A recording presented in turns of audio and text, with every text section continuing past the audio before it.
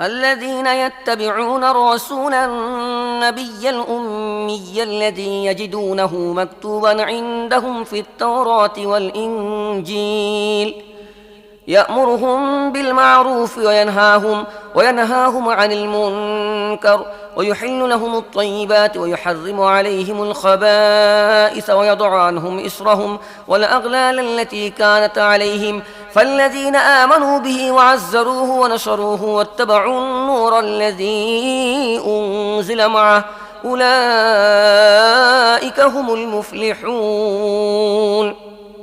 অতএব আজ এই রহমত তাদের জন্যই রয়েছে যারা এই উম্মি নবী ও রাসূলের অনুসরণ করে, যার উল্লেখ তারা ওই তাওরাত ও ইনজিলের মধ্যে লেখা দেখতে পাবে যা তাদের কাছেই আছে। তিনি তাদেরকে নেক কাজের হুকুম দেন, বদ কাজ থেকে নিষেধ করেন, তাদের জন্য পাক জিনিস হালাল করেন এবং নাপাক জিনিস হারাম করেন, আর তাদের উপর থেকে ওইসব বোঝা সরিয়ে দেন যা তাদের উপর চেপেছিল, এবং ওইসব বাঁধন খুলে দেন যার মধ্যে তারা আটকে ছিল। কাজেই যারা তাঁর উপর ঈমান আনল, তাকে সম্মান দেখালো ও শক্তি যোগালো, তাকে সাহায্য করল এবং ওই নূরের অনুসরণ করল যা তার সাথে নাজিল করা হলো, তারাই সফল কাম হবে।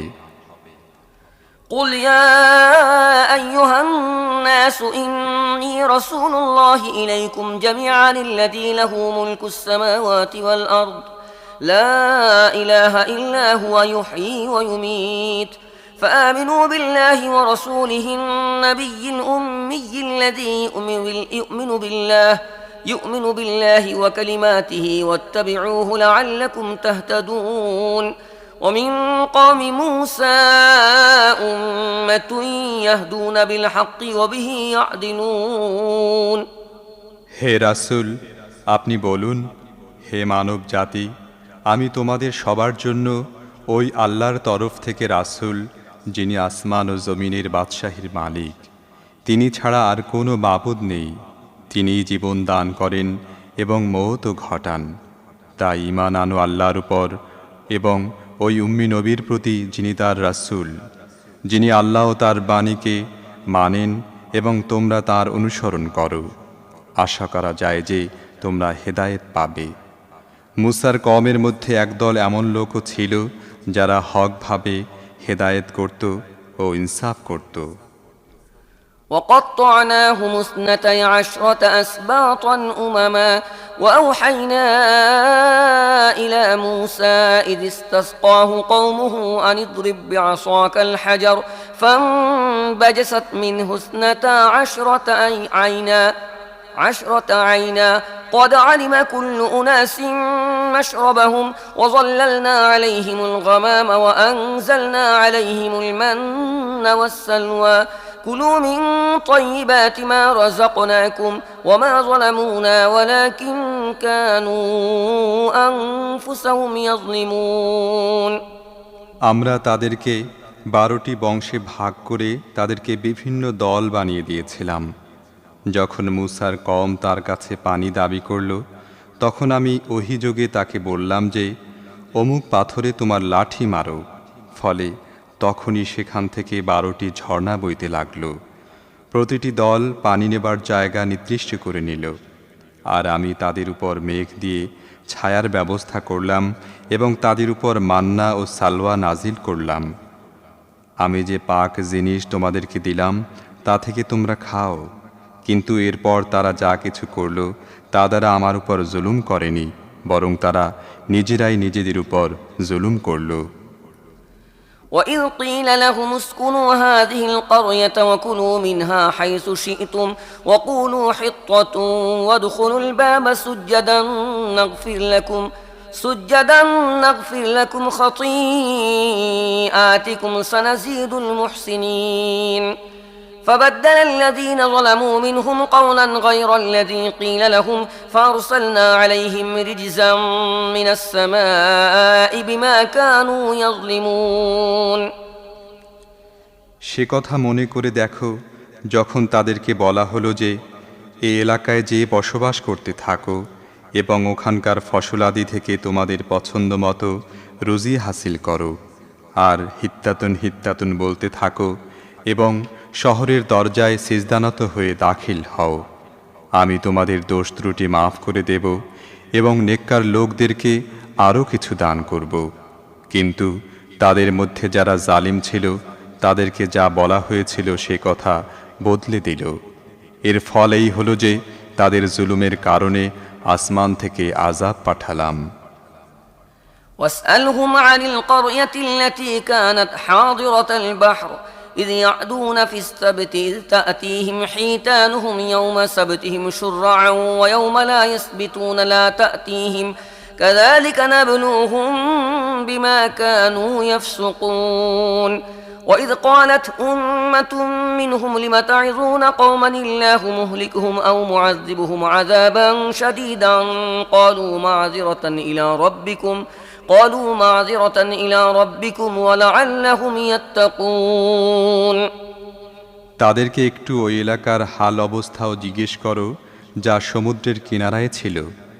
তাদেরকে ওই ঘটনা মনে করিয়ে দাও যে সেখানকার লোকেরা শনিবার দিন আল্লাহর হুকুম অমান্য করত, আর মাছ শনিবারই পানির উপর ভেসে উঠে তাদের সামনে আসত, কিন্তু শনিবার ছাড়া অন্য দিন আসত না। এটা এজন্য হতো যে তাদের নাফরমানির কারণ আমি তাদেরকে পরীক্ষা করতাম। তাদেরকে এ কথাও মনে করাও যে যখন তাদের একদল অন্য দলকে বলেছিল, আল্লাহ যাদেরকে ধ্বংস করবেন অথবা যাদের উপর কঠিন আযাব দেবেন তাদেরকে তোমরা কেন নসিহাত করো? তখন তারা জবাবে বলল, আমরা এসব তোমাদের রবের কাছে আমাদের ওযর পেশ করার জন্য করছি এবং এই আশায় করছি যে তারা নাফরমানি করা থেকে ফিরতে থাকবে।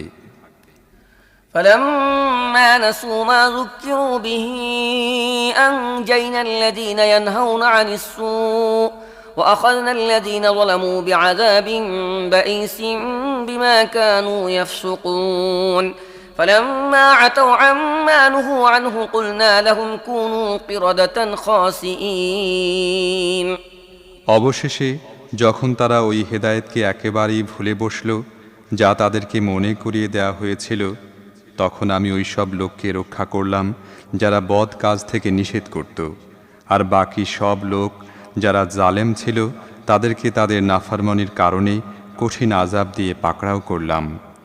তারপর যখন তারা পুরা দাপটের সাথে ওই কাজই করতে লাগলো যা থেকে তাদেরকে নিষেধ করা হয়েছিল, তখন আমি বললাম, তোমরা বানর হয়ে যাও অধম ও অপমানকর অবস্থায়।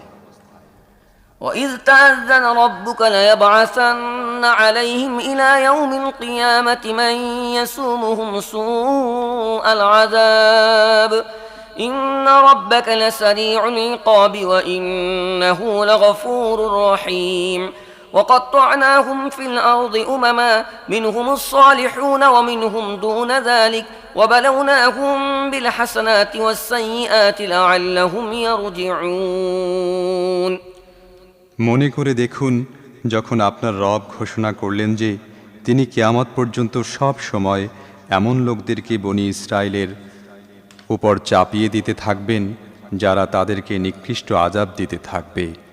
নিশ্চয়ই আপনার রব জলদি শাস্তি দিতে পারেন, অবশ্যই তিনি ক্ষমাশীল এবং মেহেরবানও। আমি তাদেরকে ছিন্ন ভিন্ন করে দুনিয়ায় বহু জাতির মধ্যে ভাগ করে দিয়েছি। তাদের মধ্যে কতক লোক নেক ছিল আর কতক অন্যরকম ছিল। আমি তাদেরকে ভালো মন্দ অবস্থা দ্বারা পরীক্ষা করতে থাকি যে হয়তো তারা ফিরে আসবে। فخلف من بعدهم خلف ورثوا الكتاب يأخذون عرض هذا الأدنى ويقولون سيغفر لنا وإن يأتهم عرض مثله يأخذوه ألم يؤخذ عليهم ميثاق الكتاب ألا يقولوا على الله إلا الحق ودرسوا ما فيه والدار الآخرة خير للذين يتقون أفلا تعقلون والذين يمسكون بالكتاب وأقاموا الصلاة إنا لا نضيع أجر المصلحين وإذ نتقنا الجبل فوقهم كأنه ظلة وظنوا أنه واقع بهم خذوا ما آتيناكم بقوة واذكروا ما فيه لعلكم تتقون তাদের পর এমন সব অযোগ্য লোক তাদের ওয়ারিস হতে থাকে যারা আল্লাহর কিতাবের ধারক হয়েও এই নিকৃষ্ট দুনিয়ার ফায়দা লোটে আর বলে, আশা করা যায় আমাদেরকে মাফ করেই দেয়া হবে। যদি আবার তেমনিভাবে দুনিয়ার কোনো সুযোগ আসে তাহলে তা লুফে নেয়।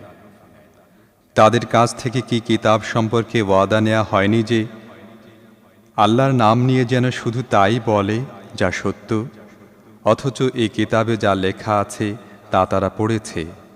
আখিরাতের বাসস্থান তো শুধু মুত্তাকিদের জন্যই ভালো। তোমরা কি এতটুকু কথাও বুঝো না?